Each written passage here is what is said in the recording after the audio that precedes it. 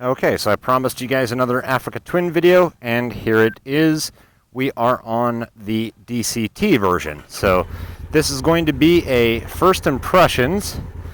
I gotta press and hold a bunch of buttons here to make sure that the ABS is off, that the gravel mode is on, that we're in sport mode, that traction control is off, and then I have to keep reminding myself that there is no clutch lever, which is very, very strange. We'll see how this goes. I'm going to start off taking it nice and slow. It definitely takes an adjustment to get used to not reaching for the clutch lever that is not there. Luckily, they did put the parking brake, which is where the clutch lever would be, way out there, which is a good thing, because I think that really helps to make sure that you don't accidentally pull it thinking that you're still on a manual transmission. The power delivery is just as smooth as the manual version. Obviously, there's nothing really different there other than the fact that the transmission is controlling it for you. And I don't know that this would be my personal choice, but I tell you what, just in this first little bit here, I can see, how people like it, because it's just one less thing that you have to think about. And so, if you're not quite as confident in off-road conditions, there's just nothing. You don't have to feather the clutch, nothing. You just roll it on. Okay, so it is a little odd for me to be doing a first impressions video riding in off-road conditions. Normally I would take a bike in, road or gravel or something like that as a first step, but we were here and I had the opportunity, thanks to my good friend Tom for making this possible. This is his bike. He was kind enough to lend it to me. In situations where, you kind of come to a stop and you want to just kick the rear wheel, it's not quite the same because obviously you don't have a clutch. But it does do it. You can see right there, I just kind of gassed it a little bit and let the back end slide out. And so it behaves really well in terms of what the computer's doing and controlling the gears. I honestly think, and it might be tough to say this for certainty since my time is going to be relatively limited today on this bike, but I think once you get accustomed to not shifting, it's definitely in the gear that I want it. Well, we'll see here. So this is kind of a spot where normally, it'd be tricky to try and figure out what gear to be in. Boy, it handles that really nicely.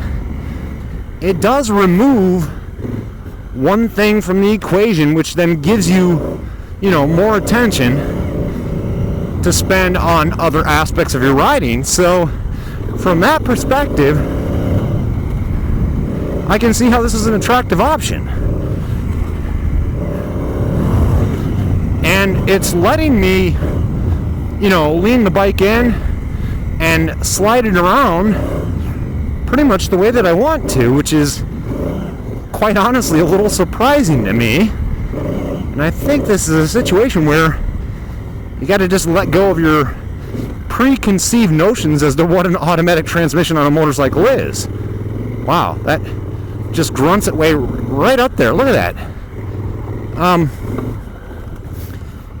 Yeah, I can't help myself. I still keep reaching for the lever. And now I'm probably going to stall my KTM when I jump back on that. If you kind of just let go and not worry about the fact that the, shift lever and the clutch is not there,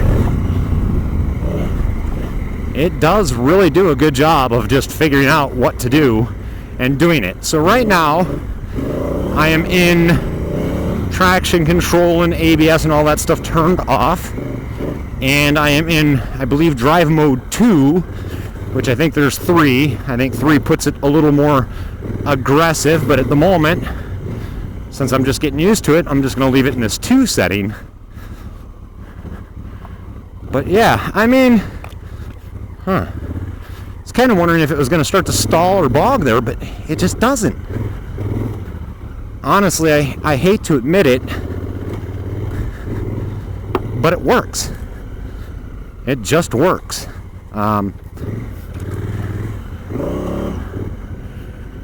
Again, it takes the adjustment period for sure.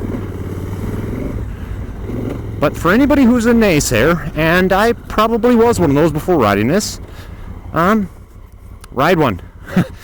Ride one, because what you expect this bike to do and how you expect it to behave is not at all how it behaves.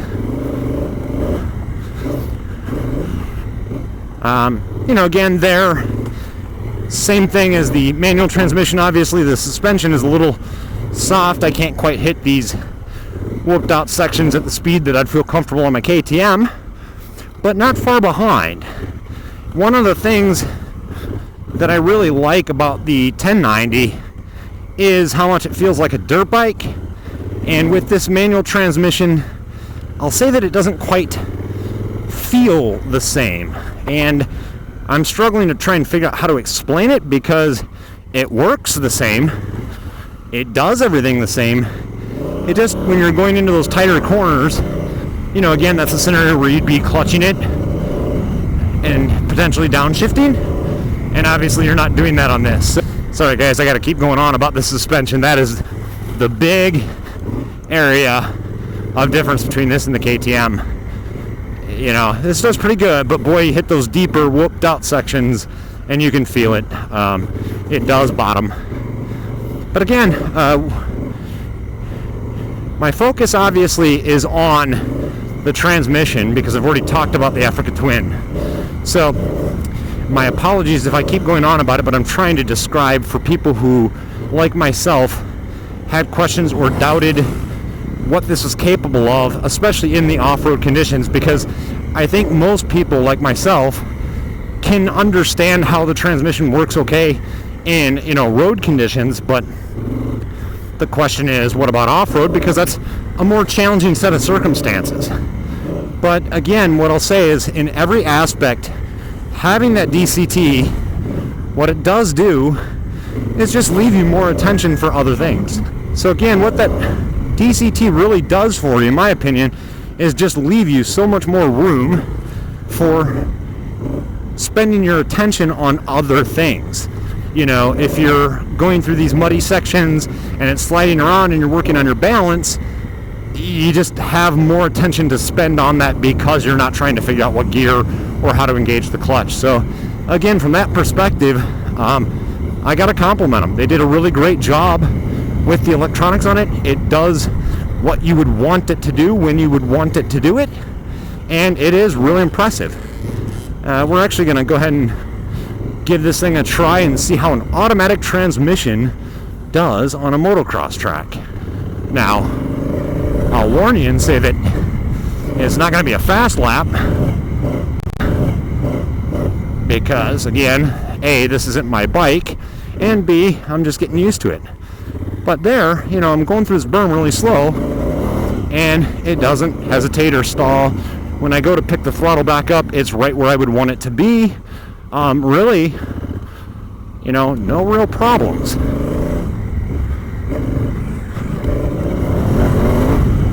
Got plenty of power.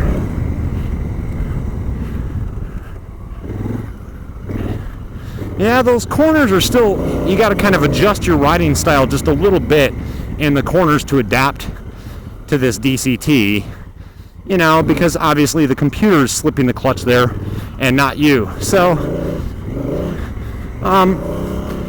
but again, this probably honestly isn't something that most people are buying this bike for, and not quite shifting. See, I would have picked a gear taller there.